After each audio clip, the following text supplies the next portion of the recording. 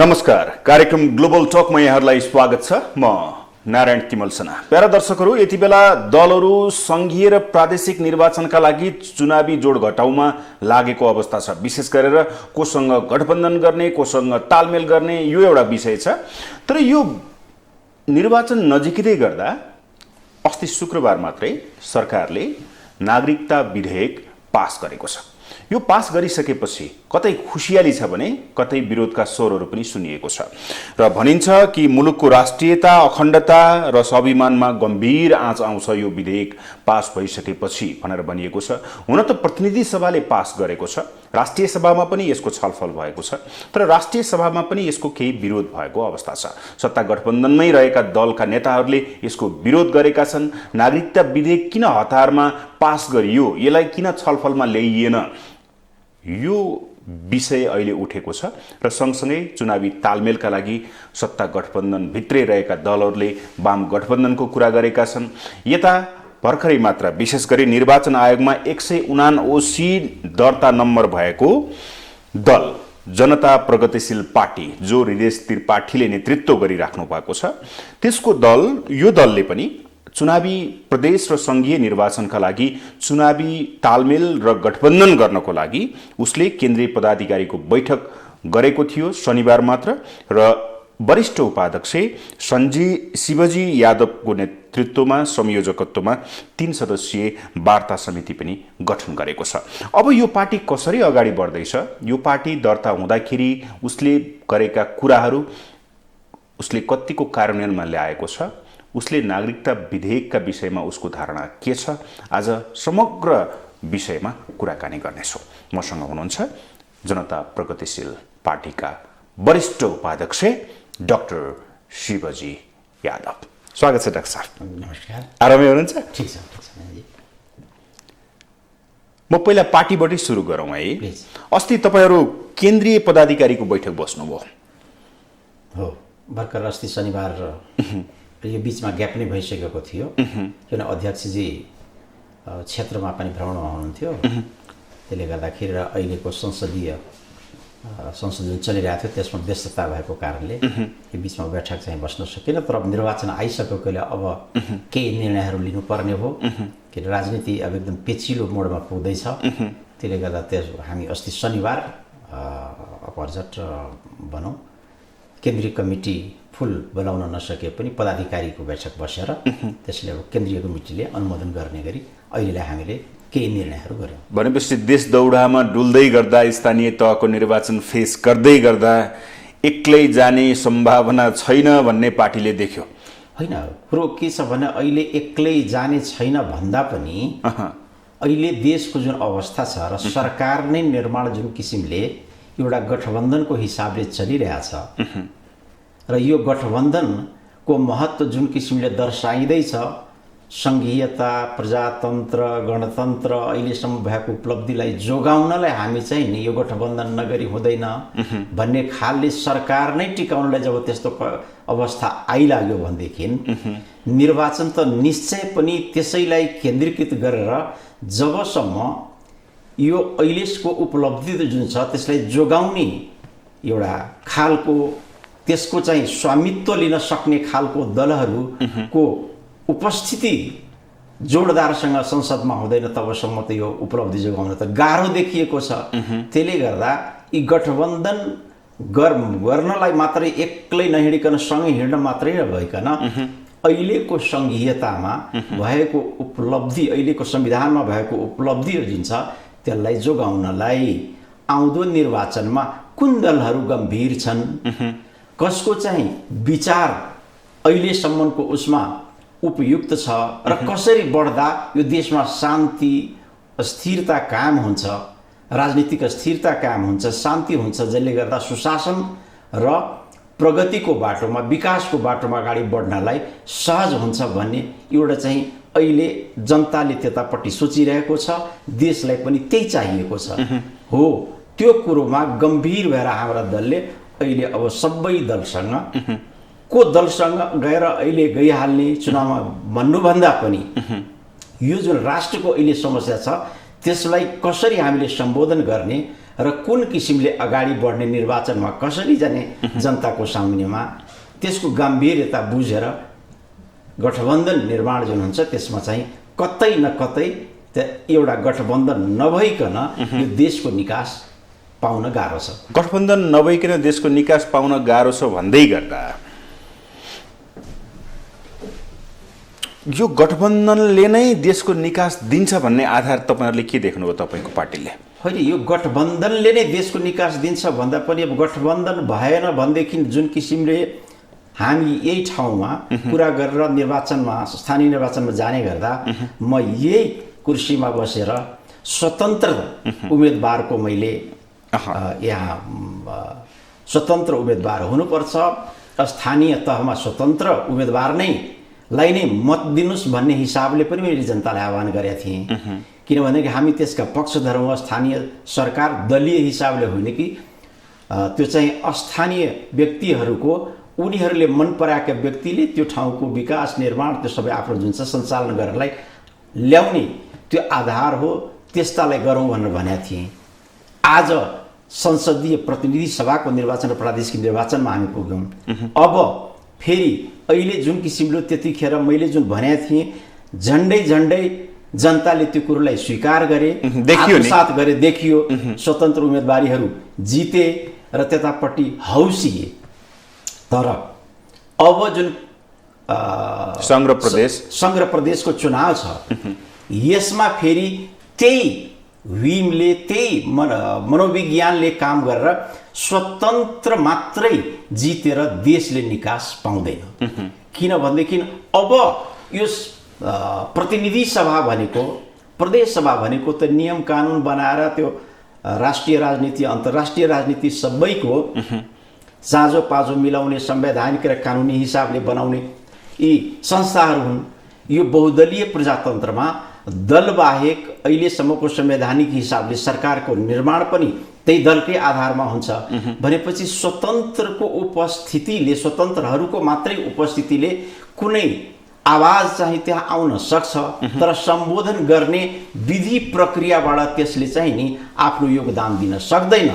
त्यसले गर्दा जुन भावनाले जनताहरूले पवित्र भावनाले स्थानीय तहमा स्वतन्त्रलाई स्वीकार गरे, त्यो भावनाले त्यो स्वतन्त्र र युवा खास गरेर अहिले जुन किसिमको युवामा चाहिँ नि जनताले फोकस गरे त्यो चाहिँ एकदमै सराहनीय काम हो। अहिले यसमा पनि युवालाई बढी फोकस गरेर युवा दलहरूले युवा उम्मेदवार दिनु पर्यो, दलहरूको युवा उम्मेदवारलाई जनताले समर्थन गर्नु पर्यो। यो सबै बाँध्नुभन्दा छ डाक्टर साहब, राजनीतिक दलहरू अहिले स्वतन्त्र उम्मेदवारसँग डराइरहेको अवस्था हो? बिल्कुलै होइन, बिल्कुलै होइन। राजनीतिक दल अराजकता आउँछ कि भन्ने हिसाबले डराउनु पर्छ। मलाई थाहा छैन यसमा चाहिँ ठुला दल अरू दल ठुला भनाउँदा दलहरू अहिलेसम्म जुन सत्ताको चास्नी चाख्दै आए। तपाईले यसभन्दा अगाडिको इन्टरभ्यूमा स्थानीय तह नजिकै तहको निर्वाचन नजिकै गर्दा भन्नुभएको थियो, हेर्नुहोला स्थानीय तहमा आफूलाई मन परेको व्यक्ति स्थानीय व्यक्ति राजनीतिक दल यो त्यो भन्ने होइन।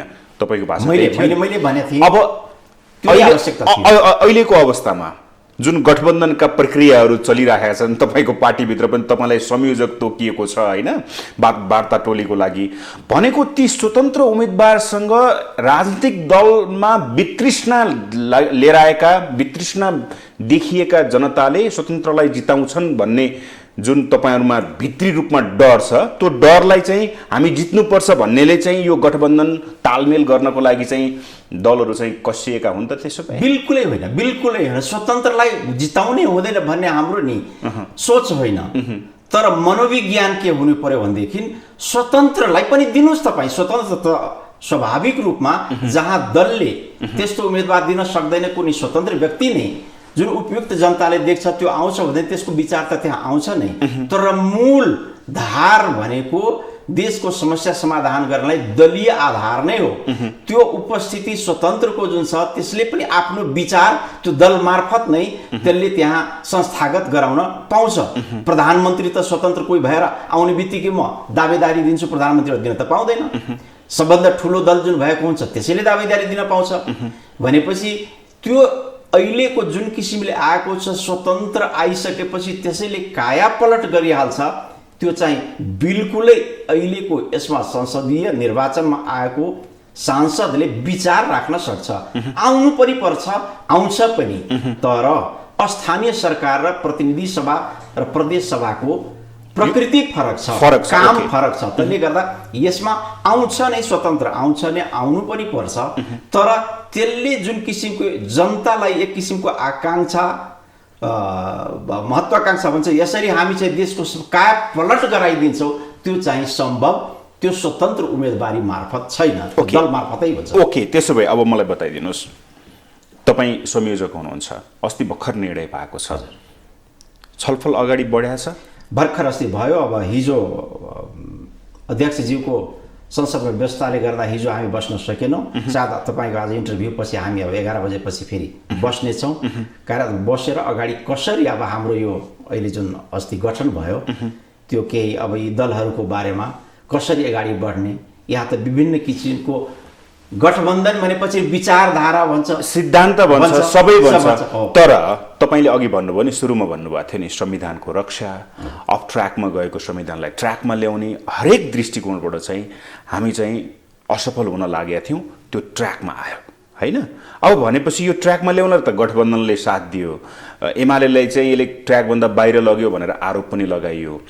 तत्कालीन 74 पछिको अवस्थामा तपाईँहरू सरकारमा छँदै गर्दा र अहिलेको अवस्थामा कुन दलसँग तपाईँहरूको बढी चोचोमचो मिल्छ जस्तो छ? एमालेसँग कि गठबन्धनमा रहेका दलहरूसँग कि अरूसँग? नारायण सर, यहाँले जुन एउटा कुरो भन्नुभयो त्यो ट्र्याकमा त्यो गठबन्धन जुन छ, गठबन्धनले त्यस्ता किसिमका कुरा गरे, तर त्योसँग म सहमत छैन। जुन आरोप लगाए प्रतिपक्षलाई, हामी चाहिँ यो संविधान नै खान लागेको थियो, यो देशलाई चाहिँ अहिले संहिता गणतन्त्रले पनि धरापमा पार्न लागेको थियो, त्यसले गर्दा यो गठबन्धन नगरिकन चुनावमा गएपछि यो धरापमा पर्थ्यो र हामी जोगाउनले गरेको जुन छ नि, यो चाहिँ नाटकीय एक किसिमको गठबन्धन थियो। किनभने यसको कुनै सिद्धान्तको आधारमा भएको थिएन र फगत त्यतिखेर जनताले दिएको म्यान्डेट जुन 2/3 थियो त्यसभित्रको विभाजन ल्याएर प्रचण्डजी र केपी कामरेडको नेतृत्वमा जुन 2 दल विभाजन भयो, त्यो म्यान्डेट जसले यो संविधानलाई बाँकी संविधानका अधुरा अपुरा कुरालाई संशोधन गर्छ, जसमा उपेन्द्रजी समेत पनि समेटिनु भएको थियो, 2/3 पुगेको थियो, त्यो खुरु काम गर्दै जाँदा अहिलेसम्म जुन राजनीतिक बहस हुँदै आएको छ र गिजो लिँदै गएको छ, यी सब कुरो समाधान 6 महिनादेखि वर्ष दिनमा हुन्थ्यो। तर सरकार बन्नासाथ काम कुरो एकातिर कुग्लो बोकी ठिमीतिर भने जस्तै उहाँहरू 2 बुँदे सहमति गरेर सरकार बनाइसकेपछि त्यसपछि जुन भित्री उहाँहरूको कामलाई थाती राखेर उहाँहरू जुन किसिमले आफ्नो स्वार्थ सिद्धिमा लाग्नुभयो, उता नेकपा बनाएका केपी शर्मा ओली र प्रचण्डज्यू व्यक्तिगत लडाईमा, त्यहाँ सैद्धान्तिक लडाई छैन। उपेन्द्रजी पनि त्यहाँ 2 बुँदे सहमति गरिसकेपछि म त अब ठाउँ पाइहाले भनेपछि उहाँ पनि आफ्नो भित्री व्यक्तिगत स्वार्थमा सिद्धान्त भन्दा पनि त्यो लागेको कुरो त वर्ष दिनमै नाङ्गो भयो र जसले गर्दा उहाँ बाहिरिनु पर्ने अवस्था हो। 2 जना मुख्य जुन त्यतिखेरका चुरो र भनौँ न त्यतिखेरका मियो जुन थियो प्रचण्डजी र केपी कामरेडहरू, जुन व्यक्तिगत एउटा जुङ्गाको लडाई जस्तो गरेर पार्टीलाई विभाजनको ठाउँसम्म पुर्याएर त्यो लेफ्टका मूल भनौँ न त्यतिखेरका खरो लेफ्ट भनेको त प्रचण्डजी नै हो। केपी कामरेड त नेकपा एमाले त अहिलेसम्मको राजनीतिमा यो यत्रो लामो अवधिमा हुँदै मानिसले काङ्ग्रेसको नजिक भाइ काङ्ग्रेस भन्नसम्म भ्याइसकेको थियो। त्यो नभइकन प्रचण्डजी काङ्ग्रेससँगको सहकार्यमा गठबन्धन बनाएर उपेन्द्रजी समेतलाई लिएर फेरि जुन किसिमले एउटा यो देशको अहिले जुन उपलब्धि छ त्यसलाई जोगाउनलाई हामीले चाहिँ नि जनतामा जाने कुरोलाई उहाँहरूले अस्वीकार गरेर विभिन्न नाटकीय भन्न खोजेको तपाईले पुस 8 र जेठको चाहिँ कदम चाहिँ सही थियो भन्न खोजे हो? सही थियो, त्यो कदम चाहिँ सही नै थियो। किन भन्दाखेरि म पटक म त्यसको चाहिँ चश्मदीद गवाह छु। संविधान सभामा त्यो संविधान निर्माण गर्दा ती धारा उपधाराहरू लेखिँदा त्यसमा डिस्कसन हुँदा एउटा प्रमुख सचेतकको भूमिकामा कुनै पनि दलको थिएँ म। त्यो दलको भूमिका हुँदा मैले त्यसको जुन गम्भीरता देखेका थिएँ त्यसलाई अहिले एक किसिमले अपव्याख्या भयो र त्यही अपव्याख्या गर्ने क्रममा जुन किसिमले प्रयोग भयो यहाँ न्यायालय न्यायपालिका, त्यसले गर्दा न्यायपालिकाको के हविगत छ तपाईँले देखि नै राख्नु भएको छ। ओके, म आउँछु। अब त्यसो भए के त तपाईँले भनेअनुसार चाहिँ अब तपाईँहरूको जनता प्रगतिशील पार्टी कसरी अगाडि बढ्छ? तपाईँहरूले चाहिँ भन्नुभएको थियो संविधान संशोधन, लेखा परीक्षण, स्थानीय तहको सीमाङ्कन, मुलुकको अर्थतन्त्र, तराई मधेसका पारम्परिक पेसाको संरक्षण, जन्मको आधारमा नागरिकता पाउनुपर्ने, मुख्य अन्नबालीको न्यूनतम समर्थन मूल्य निर्धारण गर्नुपर्छ। यसमा हामीले चाहिँ वैचारिक बहस गर्छौँ भनेर तपाईँहरूले पार्टी खोल्नुभयो, निर्वाचन आयोगमा दर्ता गर्नुभयो। अहिलेसम्म तपाईँहरूले के गर्नुभयो भन्नुहोस् त? किनकि मैले यो प्रश्न यस मानेमा सोधेको छु, 2032 सालदेखि तपाईँ राजनीति यात्रामा हुनुहुन्छ। अहिलेको उतार चढावहरू विभिन्न पार्टी हुँदै हुँदै अहिले फेरि नयाँ पार्टीमा तपाईँ आबद्धता हुनुहुन्छ। यो के हो तपाईँहरूको? होइन, यो हाम्रो यहाँले जुन भन्नुभयो हो, यहाँले जुन उच्चारण गर्नुभयो, निश्चित रूपमा हामी यी सब कामको लागि दल निर्माण गऱ्यौँ र अगाडि बढ्यौँ। जनताले यो कुरालाई स्वीकार गरेको छ। हामी दल निर्माण गर्ने बित्तिकै जुन किसिमले एउटा तयारी बिना जनतामा गयौँ, हाम्रो उपस्थिति पनि स्थानीय सरकारमा पनि भयो र मूल उद्देश्य यो वर्गीय आधारमा जुन किसिमको अहिले यो देशमा कोही चाहिँ एउटा सर्वहारा वर्गको, कोही चाहिँ यो सहरिया एउटा चाहिँ सम्पन्न पुँजीपति वर्गको तिनीहरूको वर्गीय आधारमा जुन किसिमको दलीय एउटा आधार बनाएर सिद्धान्त बनाएर अगाडि जुन बढिरहेको छ, ती सबले चाहिँ वास्तविकता नेपालको जुन 65% किसान छ त्यसको चाहिँ वर्गीय आधार नबुझिकन एउटा जुन मूल समस्या छ देशको, त्यसले गर्दा हामी त्यो किसानलाई नै फोकस गरेर यहाँले जुन भन्नुभयो किसानको समस्या, ती सब कुराहरू त्यसमा आधारित भएर हामी चाहिँ एउटा दल, त्यसलाई नै हामी चाहिँ फोकल पोइन्ट बनाएर त्यसको जुन समस्या छ त्यो समाधान गर्नलाई के गर्नुपर्छ राजनीतिज्ञले, देशले, त्यसले मात्रै हाम्रो देशको मूल समस्या समाधान हुन्छ भनेर हामी यही तपाईँको यो भदौ महिनामा हामी एउटा किसान महासभा गर्न गइरहेका छौँ लुम्बिनीमा। त्यो लुम्बिनी डिक्लेरेसनमा 77 जिल्लाको कृषिसँग सम्बन्धित जति संस्थाहरू छन् र छिमेकी मित्र राष्ट्रका पनि केही एक्सपर्टहरू, ती सबै बोलाएर एउटा लुम्बिनी डिक्लेरेसनले, यहाँले भन्नुभएको कुरो, त्यो डिक्लेरेसनले जुन कुरो चुरो कुरो निकाल्छ गर्नुपर्ने हुन्छ त्यसमा चाहिँ त्यो लिएर हामी जनतामा चाहिँ अगाडि बढ्नेछौँ र देशले एउटा चाहिँ कृषिको वास्तवमा जुन समस्या छ, किसानको जुन समस्या छ, त्यो समस्याको समाधान हुनेछ। तपाईँको पार्टीले मधेसको प्रतिनिधित्व गर्छ कि समग्र राष्ट्रको? समग्र राष्ट्रको। ओके, समग्र राष्ट्रको प्रतिनिधित्व गर्छ, तर हामी जति भने तापनि अनुहारले गर्दा हामी चाहिँ नि मधेसी अनुहार, यसै यो अनुहार सम्झेकोले जसले पनि यो मधेसवादी दल, मधेसी दल भन्न छाड्दैनन्। हामी त्यसबाट त्रसित पनि हुनु हुँदैन, त्यसबाट हामी चाहिँ नि कुनै किसिमले हीनता बोध पनि गर्नुहुन्न। वास्तवमा यी सब कुरा हामीले नै चिर्ने हो, नेतृत्व वर्गले नै चिर्ने हो। यो भयो कहाँबाट, किन आयो, यो र कसरी चिरिन्छ भन्ने कुरो त आन्दोलनबाट अहिलेसम्मको जुन उपलब्धि भए र जसरी हामी सहज हिसाबले मधेसी शब्दलाई उच्चारण गरेर मधेसवादी भन्ने कुरोलाई उच्चारण गरेर बहस गर्दैछौँ, यसले चाहिँ केही जनतामा चाहिँ यी सब कुरोको चाहिँ एउटा वास्तविकता के हो, कहाँबाट भएको र कसरी समाधान हुन्छ भन्नेतिर जाँदैछ। ओके, तपाईँले यो भनिरहँदाखेरि सर, तपाईँको अध्यक्ष हृदय त्रिपाठी 74 को सम्झिनुहुन्छ है? सम्झिनुहुन्छ। अनि तपाईँको पनि कुनै बेला हल्ला थियो नेकपा हुँदाखेरि, अब डाक्टर शिवजी यादव चाहिँ नेकपा जाँदैछ भनेर, त्यो पनि ओलीतिर जाँदैछ भन्ने चाहिँ हल्लाहरू सुनिन्थ्यो। अब तपाईँहरू अहिले वार्ता गठबन्धन चुनावी तालमेल गर्ने भन्दै गर्दा यो कतै तपाईँहरूले चाहिँ आफ्नो चोचो मैचो मिलाएर आफ्नो पद सिट सुरक्षित गर्न खोजे त होइन भन्ने प्रश्न पनि आयो कि? यसमा के छ तपाईँको टिप्पणी? बिल्कुलै होइन।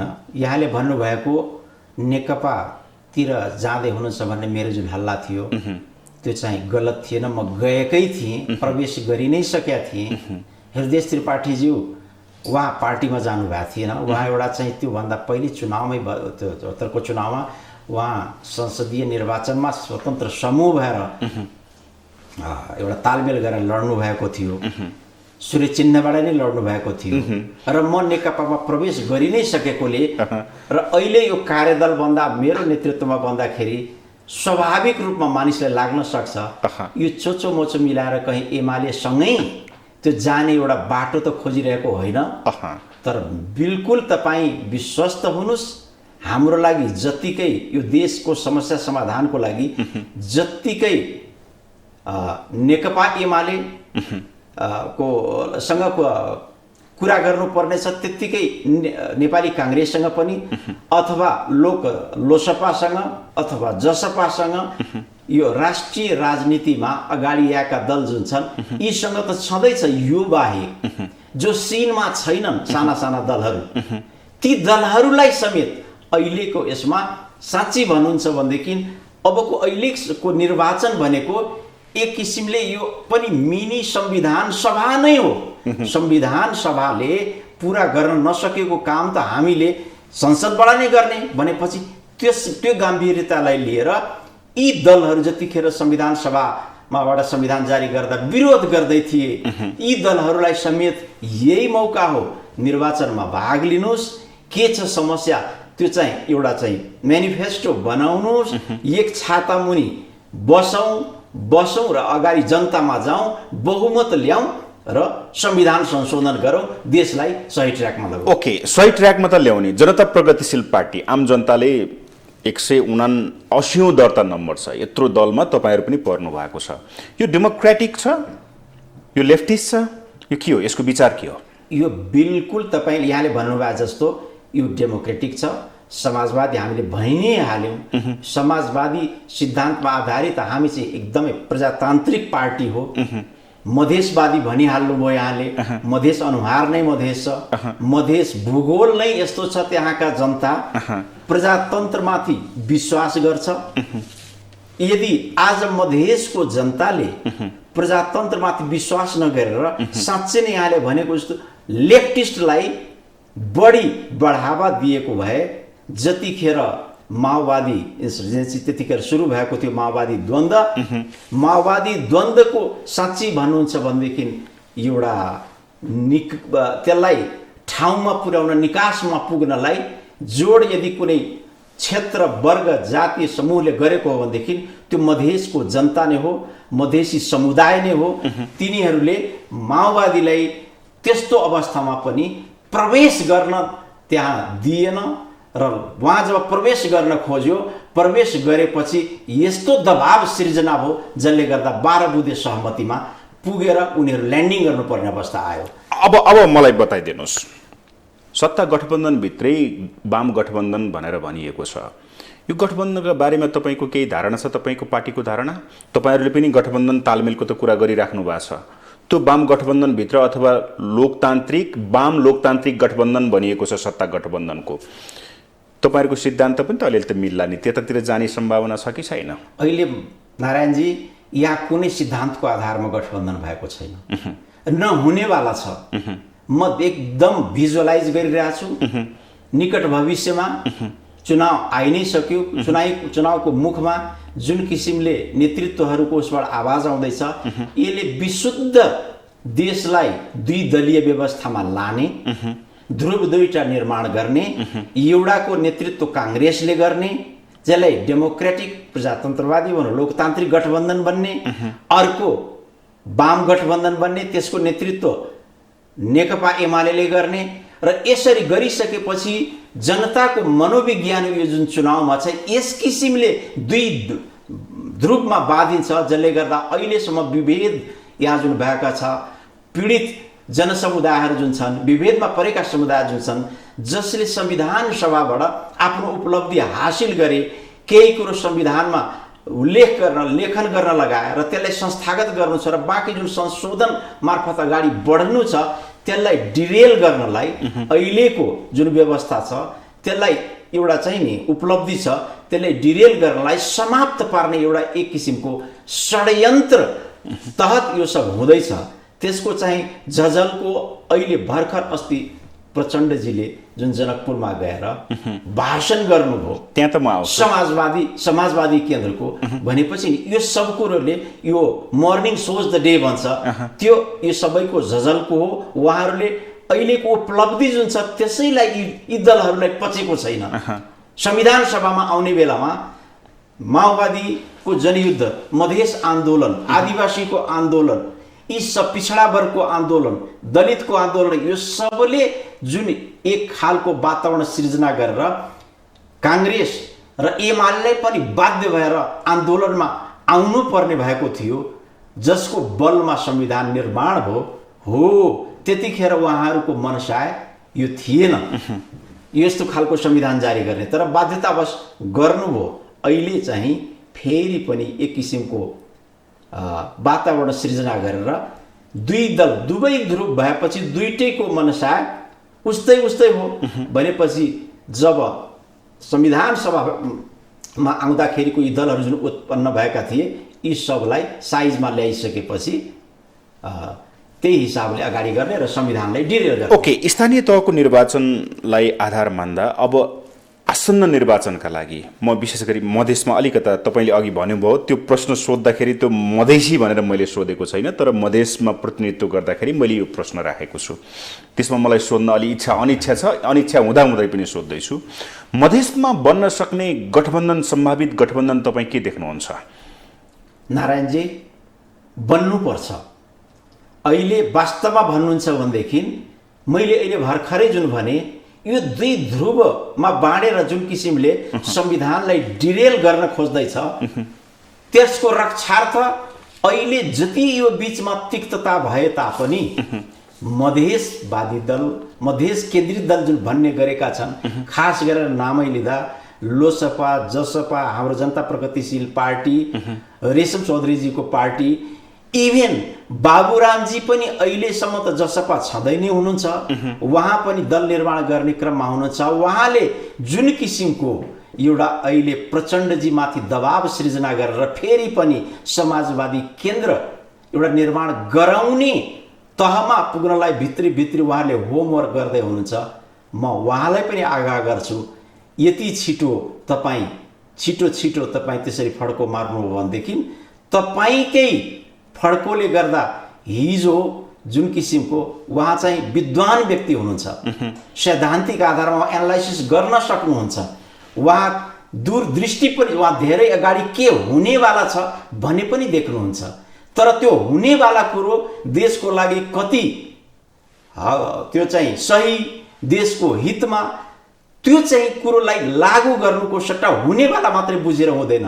यदि त्यो खराब यदि देशको लागि हुन्छ भने त्यसको रक्षार्थ पनि नि लड्न सक्ने क्षमता भएको नेता बन्नुहोस् तपाईँ। अहिले आत्तिएर तपाईँ कतैतिर नलस्किनुहोस्।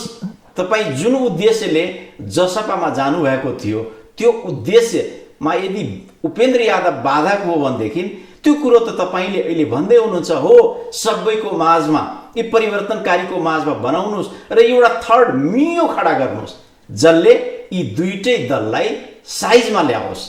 प्रचण्डजी सहकार्य शेरबहादुर देउपा काङ्ग्रेससँग गर्दै हुनुहुन्छ, त्यो शेरबहादुरको उपलब्धिको, काङ्ग्रेसको उपलब्धिको लागि होइन कि प्रयोग गर्दै हुनुहुन्छ उहाँ त्यो प्लेटफर्म। उहाँ फेरि पनि हरियो घाँस देखाउँदै हुनुहुन्छ केपी कामरेडलाई। त्यो चाहिँ वाम गठबन्धन बनाएर गरौँला अथवा कुनै किसिमले यदि छ भनेदेखि त्यो पनि नि कदापि उहाँले गर्नेवाला हुनुहुन्न। उहाँ यो सब गरेर फेरि उपयोग गरेर प्रयोग गरेर त्यो ढाडमा टेकेर टाउकोमा हान्ने जुन भन्छ नि, त्यो नीतिले नै उहाँ अगाडि बढिराख्नु भएको छ। पहिलाको नीति जारी छ उहाँको नीति त्यो जारी छ। त्यसले गर्दा यो कुरोलाई जबसम्म बुझ्दैन राष्ट्रले तबसम्म यो राष्ट्रले निकास पाउँदैन। ओके, तपाईँले राज्यका 3 अङ्ग व्यवस्थापिका, कार्यपालिका र न्यायपालिका अघि बीचमा फुट्ट भन्नुभएको थियो, गतिशील बनाउन पार्टी गठन गरे हो भनेर भन्नुभयो। गतिशील भएको छ? बिल्कुल, यहाँले जुन भन्नुभयो नि गतिशील भएको छैन अझ, किनभने त्यसमा हाम्रो बल नै पुगेको छैन। बल जनताले दिने हो।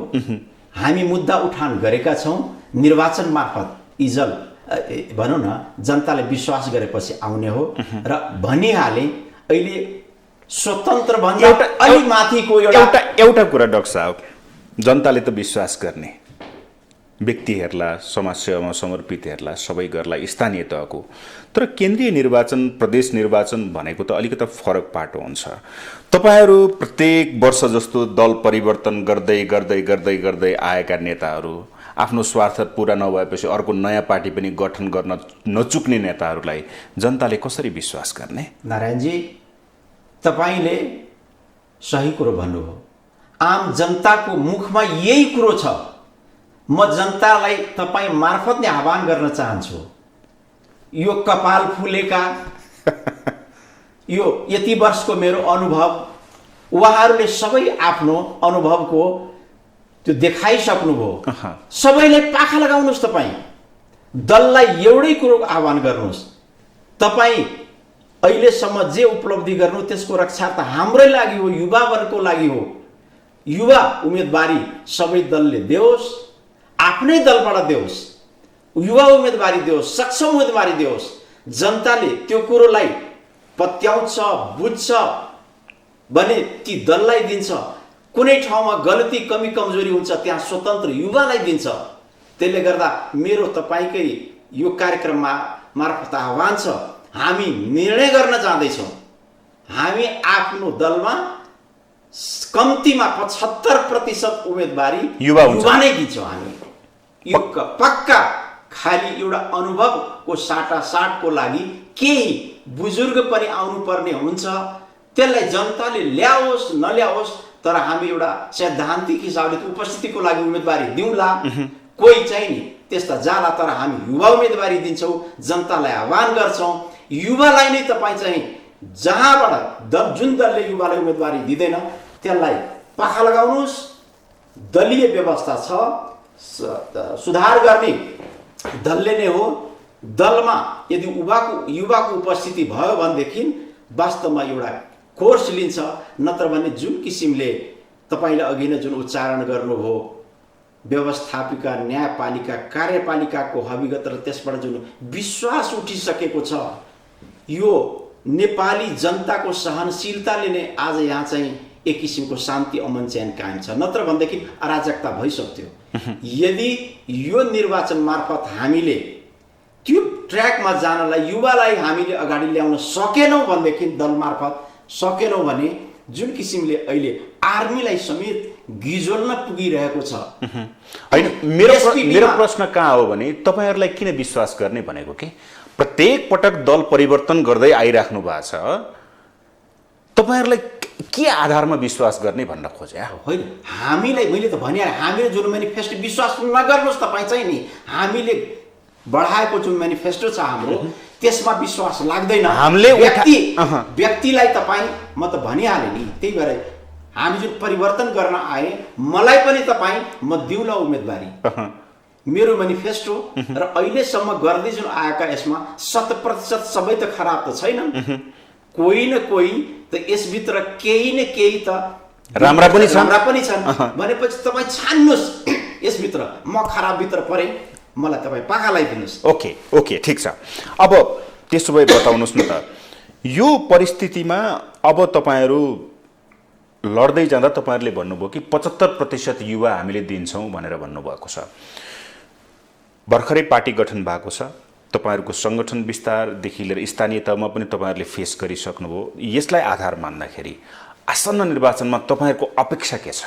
अपेक्षा हेर्नुहोस्, मैले भने हामी चाहिँ बिल्कुलै देश र जनताको लागि अहिले जुन किसिमले म खास गरेर जुन एउटा वार्ता कमिटीको संयोजक बने, म नै ठुलो आकाङ्क्षा लिएर गयो भनेदेखि मूल उद्देश्य जुन छ त्यसबाट भट्किन सक्छ। स्वार्थमा हामी चाहिँ पुग्यो भनेदेखि कुनै पनि देशको लागि त्याग र बलिदान गरेको चाहिँ केही त्यो भनेको अर्थ हुँदैन। त्यसले गर्दा हाम्रो चाहिँ केही अपेक्षा छैन। सबभन्दा पहिला राष्ट्रलाई फोकस गरेर यो निकासको लागि फोकस गर्ने ठाउँमा त प्रदेशमा हुन पर्यो, प्रतिनिधि सभा सङ्घीयमा हुन पर्यो, केही न केही त हुन पर्यो नि, होइन? अहिले हामी चाहिँ त्यो अपेक्षा कति छ भन्न त्यो खोजे? अपेक्षा हामी त सबै ठाउँबाट हामीले भनेको विचार जुन छ त्यसको प्रतिनिधि होस्। यदि हामीले मिलाउन सक्यौँ भनेदेखि हामीलाई जे भाग पर्छ त्यतिमा मात्रै हाम्रो दलको उम्मेदवारी हुन्छ।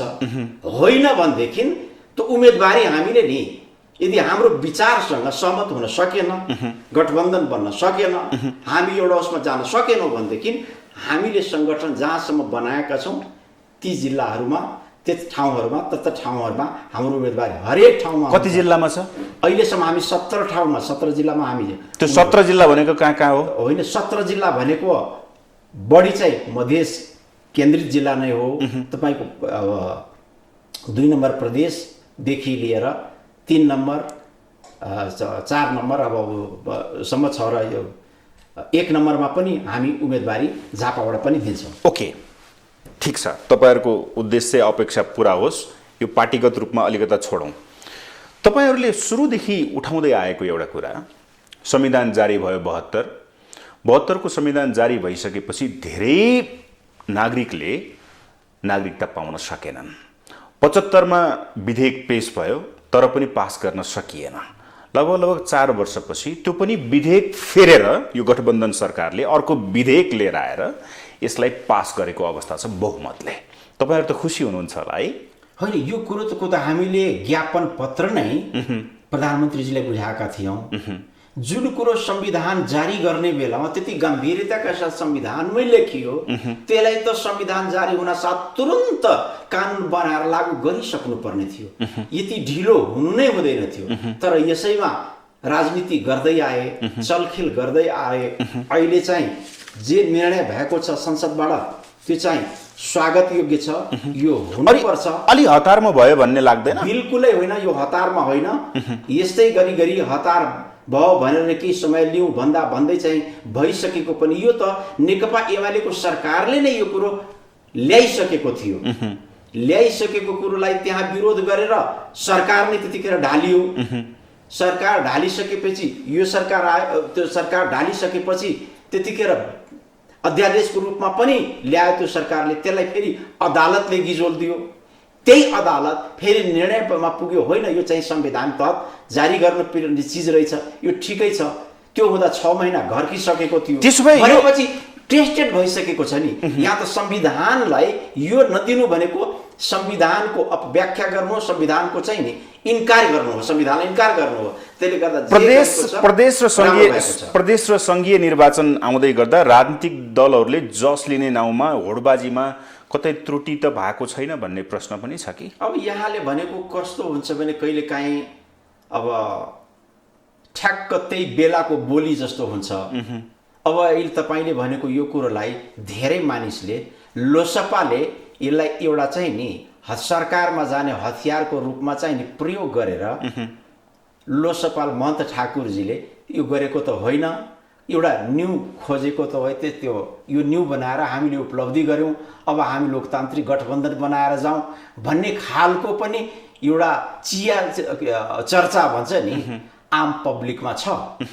समयमा त्यो ठ्याक्क त्यही बोली आएपछि त्यो स्वाभाविक पनि हो। तर त्यसलाई प्रयोग कसरी गर्ने, त्यसलाई उहाँ सरकारमा नजानु पनि अब त्यही नै क्रान्तिकारी पनि हुन्छ भन्ने छैन। किनभने समाधान त सरकार मार्फतै गर्नुपर्ने छ।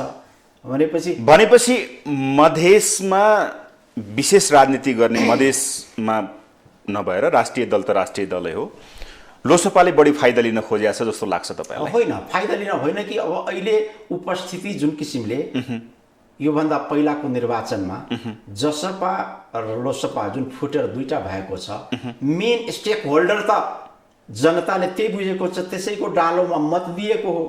त्यो विभाजित भएर दुई ध्रुवतिर छ।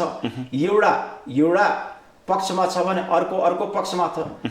अब अहिले तपाईँको ठ्याक्क अब यसको जसपा त्यो सरकारमा हुँदै पनि माग बढीभन्दा बढी त हामीले उठाइरहेका थियौँ, ज्ञापन पत्र हामीले बुझाइरहेका थियौँ। किनभने त्यसैमा उपस्थित भएको दल जसपाले त त्यो कुरोलाई लागू गराउन सकिरहेको थिएन।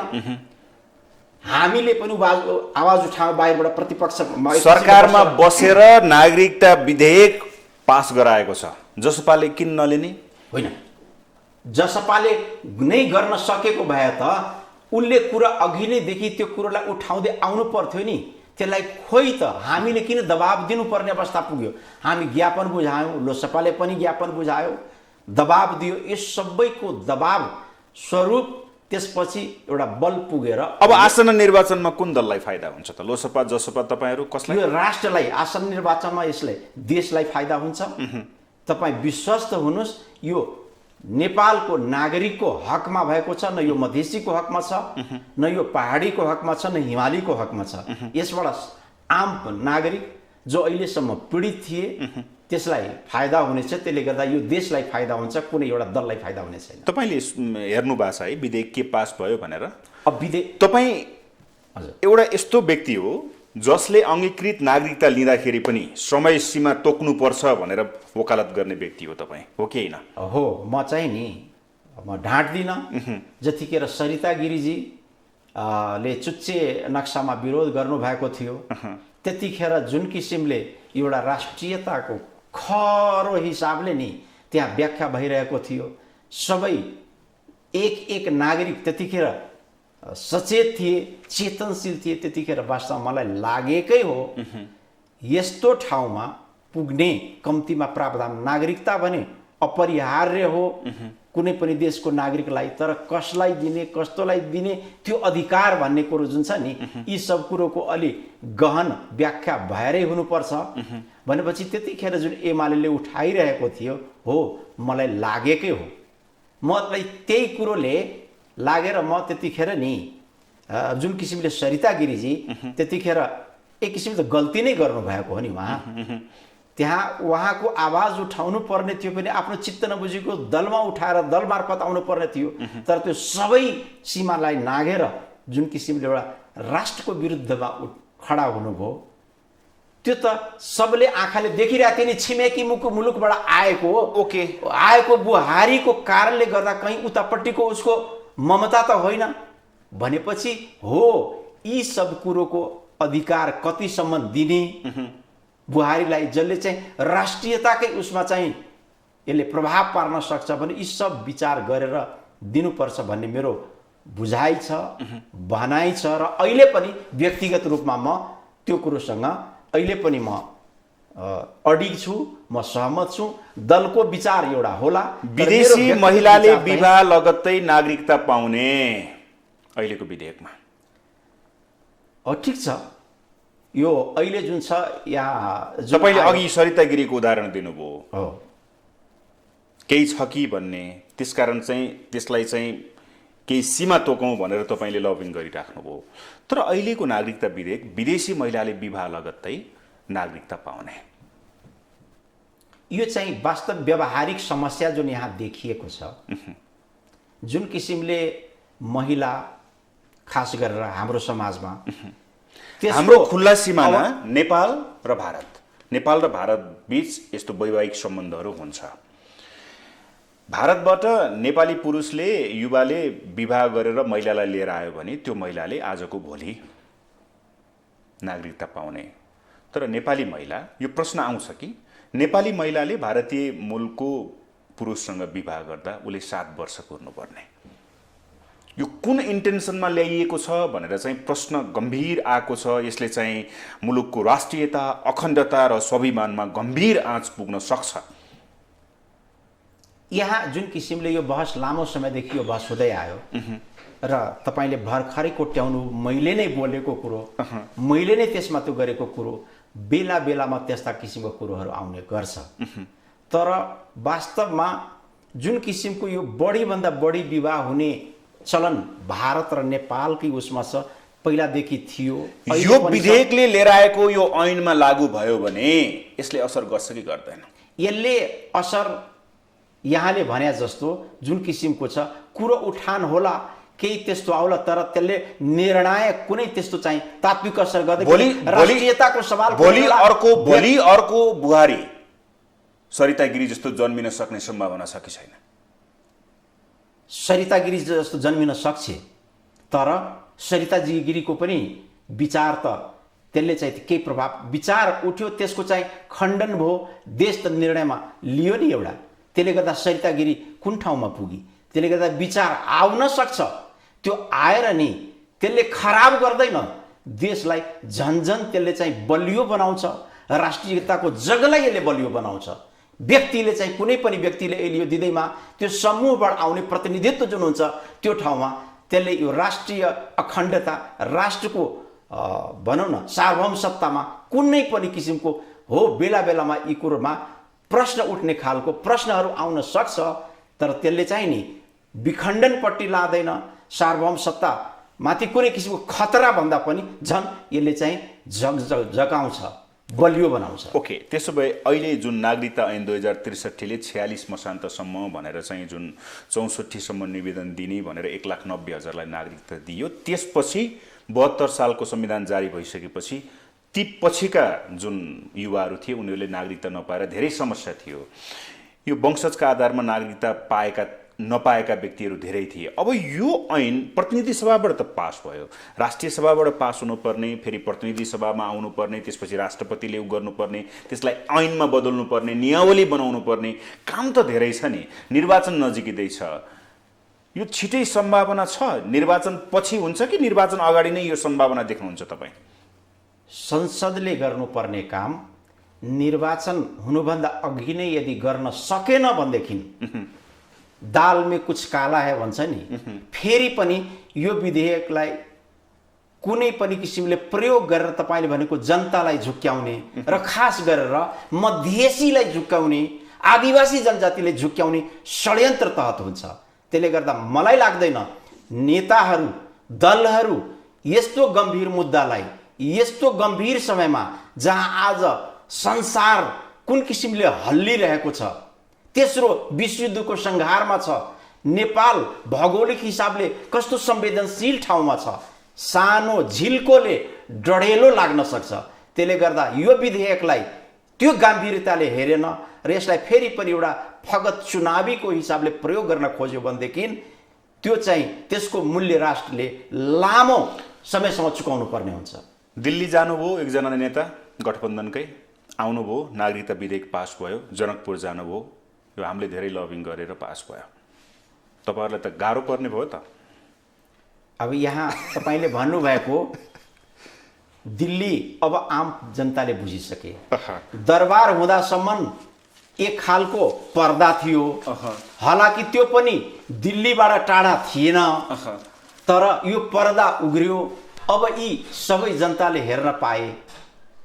निर्णायक जनता नै हो। हामी यस्तो सामाजिक उसमा एक अर्कासँग परम्परादेखि लिएर सबैसँग जोडिएका छौँ, एक अर्काको अहितमा हामी काम गर्नै सक्दैनौँ। हामी यदि केही सुझाव दिन्छौँ अथवा दिल्लीले हामीलाई केही सुझाव दिन्छ भनेदेखि हामी सामूहिक स्वार्थको लागि हो, शान्ति अमन चयनको लागि हो। त्यसले गर्दा त्यसबाट प्रचण्डजीलाई फाइदा भए पनि नि त्यो हामीलाई नै फाइदा हुन्छ, हामीले फाइदा भए पनि प्रचण्डजीलाई नै फाइदा हुन्छ। देशमा चाहिँ शान्ति र अमन चयन काम हुने वातावरण सृजना होस्।